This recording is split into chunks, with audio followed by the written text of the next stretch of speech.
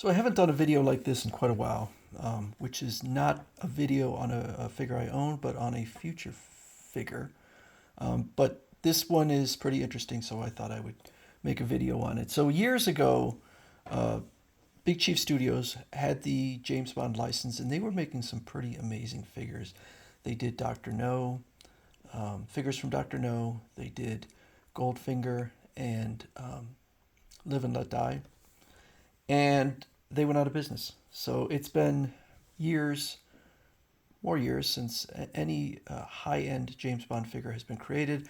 And a few months back, I heard that Hot Toys had gotten the license. So I figured it was going to be a while. I figured they got the license, and so we'd probably have to wait maybe a year or so. But they've already they're showing the figure already, and it's now up for pre-order on Big Bad Toy Store uh, for $280. It's expensive. To be coming out in September 2026, so well over a year away. And Hot Toys has a reputation for um, not meeting their deadlines. But let's take a look at the figure because I think there's a lot of people who would be very interested in it. It says the extraordinary No Time to Die is Daniel Craig's final portrayal of James Bond's story arc. This time, Bond returns from retirement to rescue a kidnapped scientist. Blah blah blah. There is no better time than now. Sideshow and Hot Toys are excited to introduce its first James Bond sixth scale figure with 007 himself as portrayed by Daniel Craig in No Time to Die. From the realistic head sculpt to costumes with intricate details, no aspect of the figure has been overlooked, ensuring it to be the top-notch quality. Exquisitely crafted based on Daniel Craig's role as James Bond, the figure features a newly developed head sculpt with distinguishing likeness and separate rolling eyeballs to enhance figure's realism. The fabric costume is finely tailored to showcase James Bond's classic gentleman appearance, layering a black tux jacket with a pocket square detail over a white dress shirt. I know the Big Chief Studios really sold itself on the tailoring of the clothing. That was a big deal to them. Big Chief Studios, unless I'm mistaken, is a British company. Hot Toys, unless I'm mistaken, is Hong Kong. Layering a let's see here, layering a black tux jacket with oh, the tux look is finished with a black bow tie and a watch. Additionally, two types of pistol and a machine gun are included to enhance the display on top of the gun barrel themed backdrop and figure stand. So 200. So on here it's listed at 260. Although I'm willing to bet there is a shipping cost, but I will have to look. Now this says April 2020. Oh, well, between April 2026 and September 2026. So I don't know if Big Bad Toy Store is just assuming that it's going to be the latest date. I'll have to check to see if, obviously, if it has free shipping, it would be better to order from Sideshow. So I'm curious as to what people think. Am not in love with the facial sculpt.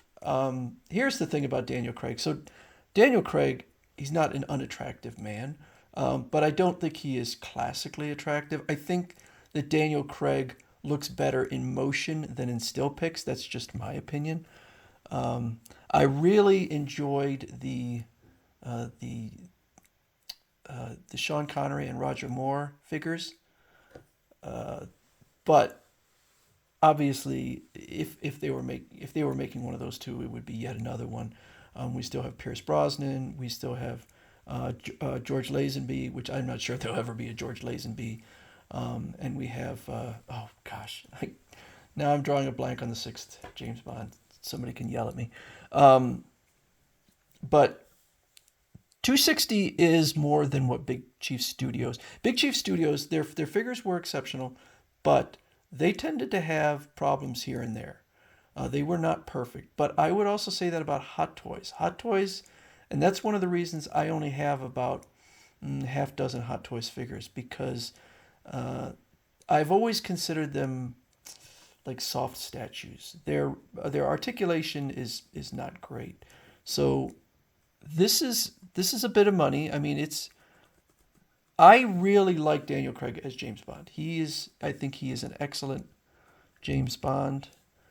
So it shows two faces in here, although I think that's just to show the eye rolling. I don't know if there's actually two faces. Let's see here. The details are, okay, so not really anything.